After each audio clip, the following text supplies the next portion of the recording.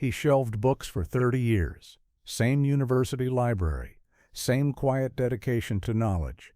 Students saw a helpful old man who knew where every book belonged. Until one afternoon, a history major researching Vietnam War archives found something impossible. A photograph. A young Navy pilot receiving the Distinguished Flying Cross. The face was unmistakable. It was their librarian. The quiet man who recommended research sources was a Top Gun legend who had flown the most dangerous missions over enemy territory. Welcome to Silent Heroes Stories. Before we start this incredible story, tell me in the comments what city you are watching from today. If you believe heroes can be found in the most unexpected places, hit that subscribe button. These stories matter. Robert Williams arrived at Riverside University Library every morning at 7 a.m. Reference desk, second floor. Same routine for 30 years. Same quiet commitment to helping students succeed. Bob was 72 years old. Silver white hair always perfectly combed. Piercing gray eyes behind wire-rimmed glasses. He wore button-down shirts and pressed khakis every day, with an old watch that nobody noticed but never seemed to break.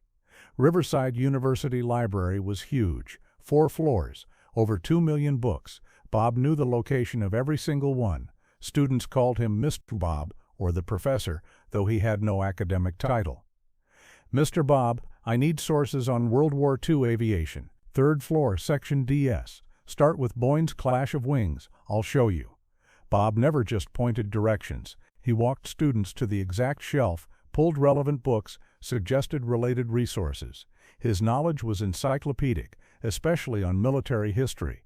But Bob's expertise went beyond books. When students struggled with research methodology, Bob taught them like a professor. When they needed motivation, Bob encouraged them like a mentor. Jessica, you look frustrated. This research project is impossible.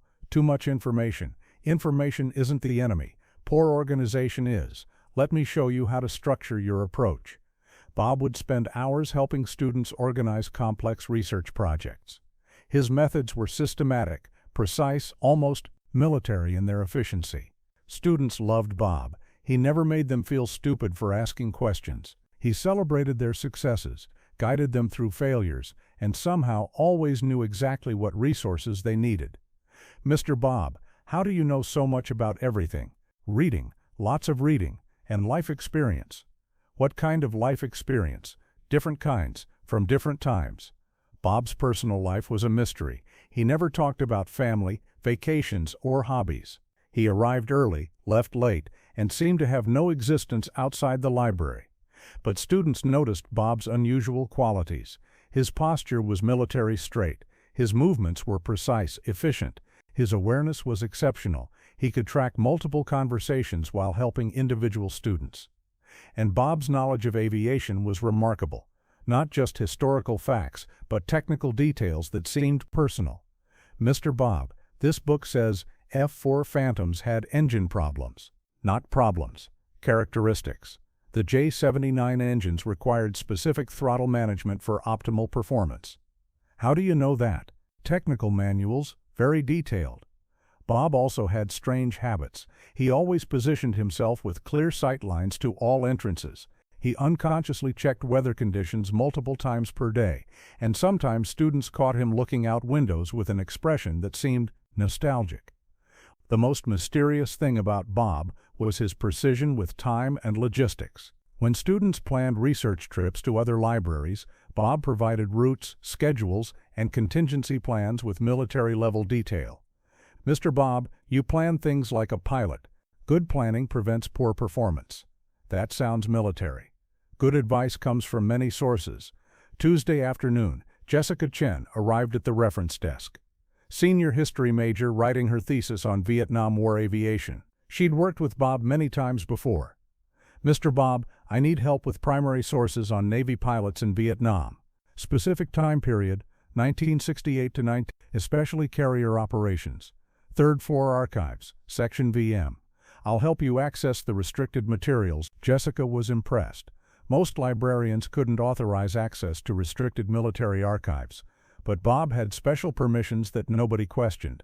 As they walked to the archives, Jessica noticed Bob's knowledge again. Mr. Bob, You know a lot about Navy aviation, important part of military history, but you know technical details, aircraft specifications, mission profiles, primary sources are very detailed. Bob unlocked the archive room, a climate-controlled space with original documents, photographs, and classified materials that had been declassified for academic research. Jessica, what specific aspect of Navy aviation, pressure, flying combat missions from aircraft carriers, landing on moving ships under enemy fire, that had to be terrifying. Bob was quiet for a moment. Fear was managed through training, procedures, trust in your aircraft and your crew. Jessica looked at him strangely. That sounds like you know from experience. I know from reading many first-hand accounts. Bob helped Jessica locate boxes of materials, personnel files, mission reports, photographs, hundreds of documents about Navy pilots who had served in Vietnam. Mr. Bob, these files are incredible. Look at these pilot photos. Jessica began studying individual pilot records, names, ranks, aircraft assignments, mission counts. The bravery documented in these files was extraordinary.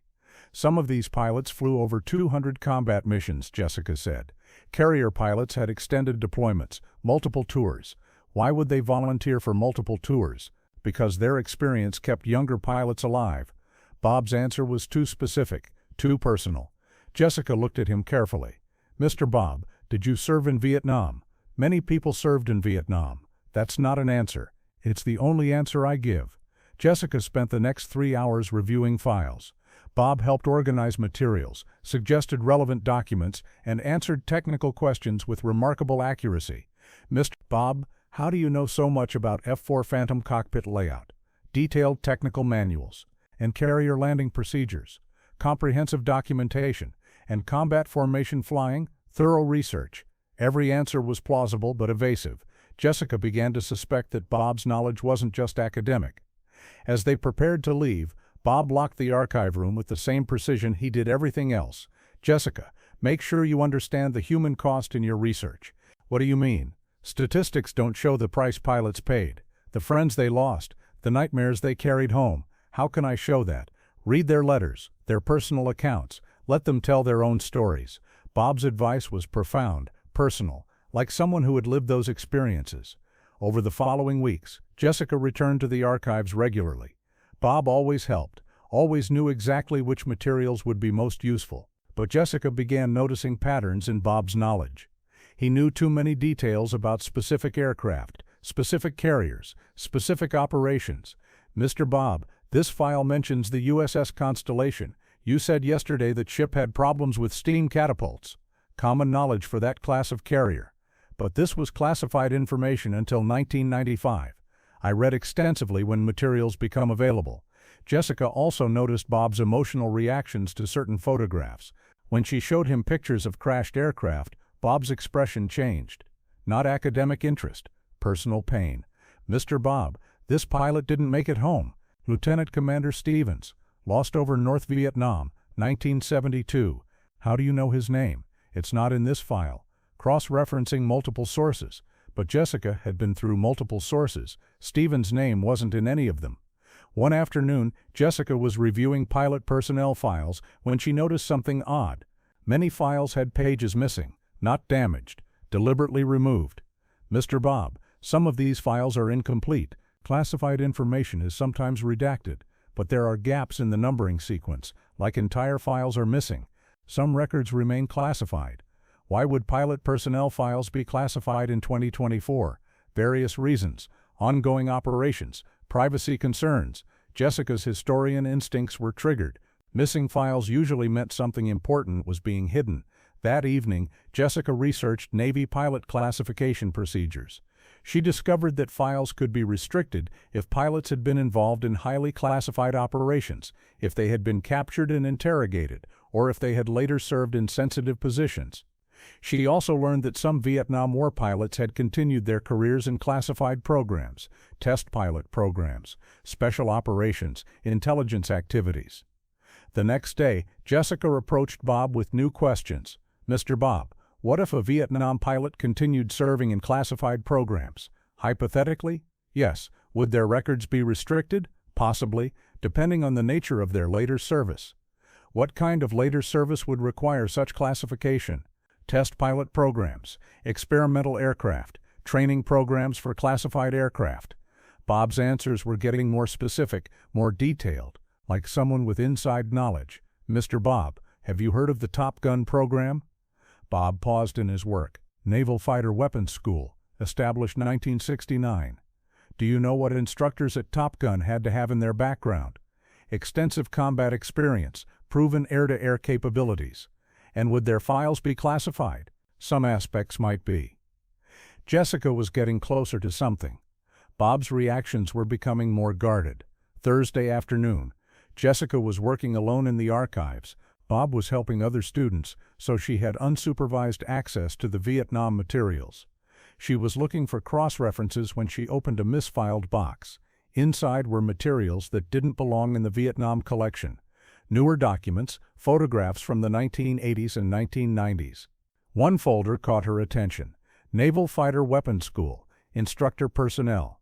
Jessica opened the folder. Inside were photographs of Top Gun instructors from different decades.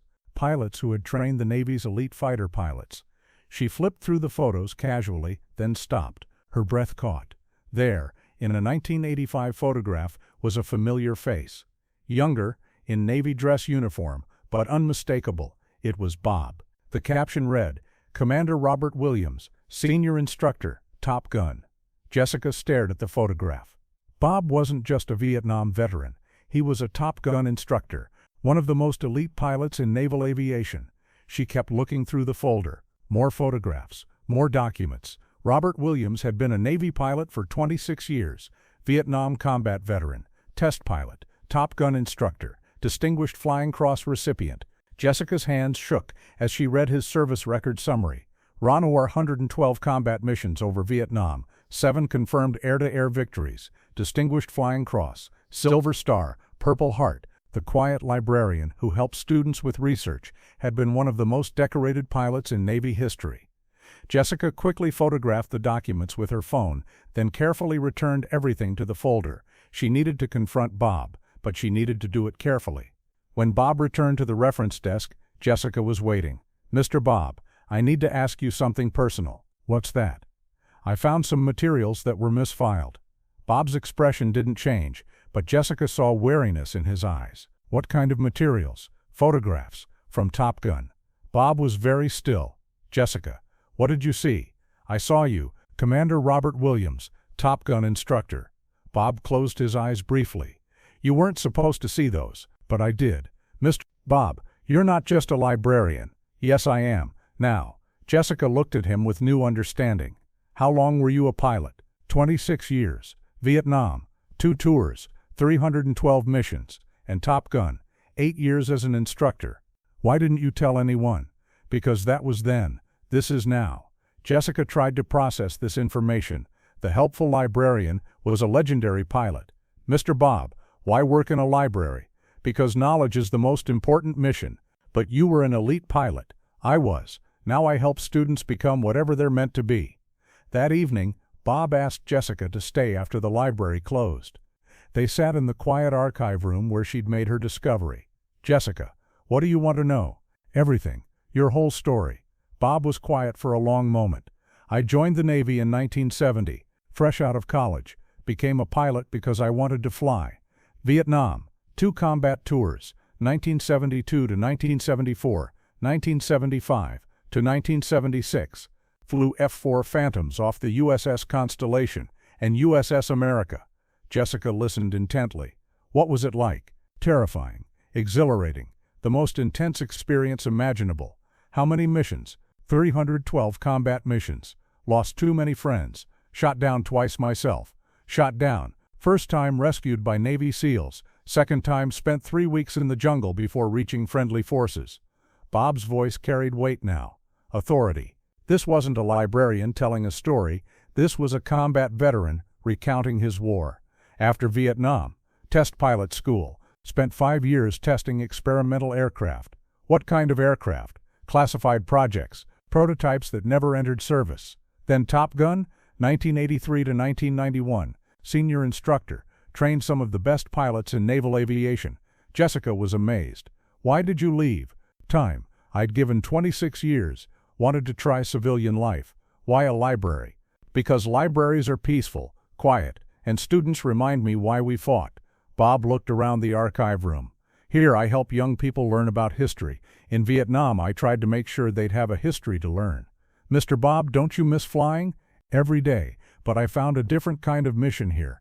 What kind of mission? Helping students succeed, giving them the tools to understand their world. Jessica understood now. Bob hadn't abandoned his service, he transformed it. Do other librarians know? The head librarian knows I'm a veteran, not the details. Why keep it secret? Because I'm not that person anymore. I'm Bob the librarian. But students could learn so much from your experience. They do learn from my experience. Every day. Through the research I help them with. Bob showed Jessica around the archive room differently now. This isn't just a collection of documents. It's the story of sacrifice, the price of freedom, the cost of democracy. Is that why you help students so much? Partly. But mostly because education is the real victory. Knowledge defeats ignorance. Understanding prevents conflict. Mr. Bob, what was Top Gun really like? Intense. We trained pilots to survive air-to-air combat. Every lesson could save lives. Did you enjoy teaching? Teaching pilots to survive was the most important work I ever did. Even more important than combat? Combat was necessary. Teaching was meaningful. Despite Jessica's promise to keep quiet, word began spreading through the university. Not gossip, but respect. The librarian was a Top Gun legend. Students started viewing Bob differently. Not as just a helpful old man, but as a living piece of history. Mr. Bob, is it true you were a Navy pilot? I was. Long time ago. Can you tell us about it? I can tell you how to research it properly. Bob deflected personal questions, but became more open about helping students understand military history from a practical perspective. When students struggled with aviation technical concepts, Bob explained them with first-hand knowledge. Mr. Bob, I don't understand how pilots navigate over water. Dead reckoning, radio navigation, celestial navigation, multiple backup systems. How do you know that? Experience. When students asked about combat stress, Bob provided insights that no textbook could offer. Mr. Bob, how did pilots handle fear? Training. Trust in your aircraft, trust in your crew, and accepting that fear keeps you sharp. Were you afraid? Terrified? Fear was normal. Panic was dangerous. Professor Johnson, who taught military history, approached Bob about guest lecturing. Bob, students would benefit from your perspective. I'm a librarian, not a professor. You're a primary source, living history. History should be studied, not celebrated.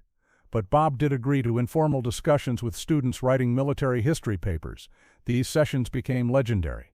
Bob didn't tell war stories. He provided context, explained decision-making, helped students understand the human elements of military history. Mr. Bob, what was the hardest part of being a pilot? Making decisions under pressure. Every choice could save lives or cost lives. How did you handle that responsibility? Training, preparation, and trusting your team. Students started bringing family members to meet Bob, veterans' children and grandchildren, eager to understand their relatives' experiences. Mr. Bob, my grandfather was a Marine in Vietnam. He never talked about it. Many veterans don't talk. Doesn't mean they don't remember. Why don't they talk? Because some experiences are too big for words, and because they want you to know them as they are now, not as they were then. Bob's advice was always profound, always respectful of both veterans and families. One afternoon, a group of current military students visited the library. When they learned about Bob's background, they approached him respectfully. "Sir, we heard you were Top Gun. I was an instructor there. Yes. Can you give us advice? Study, train, listen to your instructors, trust your training. Anything else? Remember why you serve, and come home safe." The military students started visiting regularly, not for war stories, but for wisdom. "Mr. Bob, what's the most important thing for new pilots?" Humility. The sky doesn't care about your ego. What about combat? Take care of your wingman. Bring everyone home. Months passed. Bob's military background became known throughout the university, but it didn't change his daily routine. Same 7 a.m. arrival. Same dedication to helping students. The difference was deeper respect. When Bob offered research advice, students listened more carefully. When he suggested sources, students took detailed notes. "Mr. Bob, why do you still work here? You could write books, give speeches. This is where I belong." Why? Because this is where knowledge lives, and knowledge is the most powerful weapon. Jessica completed her thesis with Bob's help. Her research on Vietnam War aviation won the university's Outstanding Thesis Award. Mr. Bob, I couldn't have done this without you. You did the work. I just pointed you toward the right sources. It was more than that. You helped me understand the human story. That's the only story that matters. At Jessica's thesis defense, she acknowledged Bob's contribution. I want to thank Robert Williams, our reference librarian, for his guidance on this project. His insights into primary source material were invaluable. The professors nodded politely, not knowing that they were hearing about a Top Gun legend. After the defense, Bob congratulated Jessica. I'm proud of you. Excellent research. Excellent presentation. Mr. Bob, what's next for you? Same mission, different students. That afternoon, a new student approached the reference desk. Freshman, struggling with a research project on modern military technology. Excuse me, are you Mr. Bob? I need sources on military aviation. My professor said you're the expert. Bob smiled. I know a few things about aviation. Let's see what you need. As Bob helped the new student, Jessica watched from across the library. She saw the same patience, the same dedication, the same commitment to student success. The Top Gun instructor had become the perfect librarian. Same mission, training the next generation. Different classroom, same purpose. One evening, as Bob prepared to leave, the head librarian approached him. Bob, the university wants to honor your military service. Formal recognition, not necessary, but you're a distinguished veteran. Students should know your story. Students benefit from my knowledge. They don't need my biography. Bob, why don't you want recognition? Because I already have the only recognition I need. What's that? Students succeeding, knowledge being passed on, the mission continuing. Bob looked around the library. Quiet now, but tomorrow it would be full of students pursuing knowledge, seeking truth, building their futures. This is my squadron now. These students are my pilots. I'm still training people to succeed in dangerous situations. Dangerous situations. Life, careers, the challenge of thinking for themselves. The head librarian understood. Bob hadn't retired from service. He'd found a new way to serve. That night, Bob walked through the empty library one more time, past the reference desk where he'd helped thousands of students, through the archives where history lived, up to the fourth-floor windows where he could see the sky. For just a moment, he remembered the feeling of an F-4 Phantom climbing toward the clouds, the power, the freedom, the responsibility. Then he turned back toward his desk, where tomorrow's students would need guidance, encouragement, and the wisdom that only comes from someone who has flown the highest and served the longest. Commander Robert Williams had found his final duty station, not in the sky, but in a place where knowledge flew free and every student could learn to soar. Same mission, different altitude, eternal service.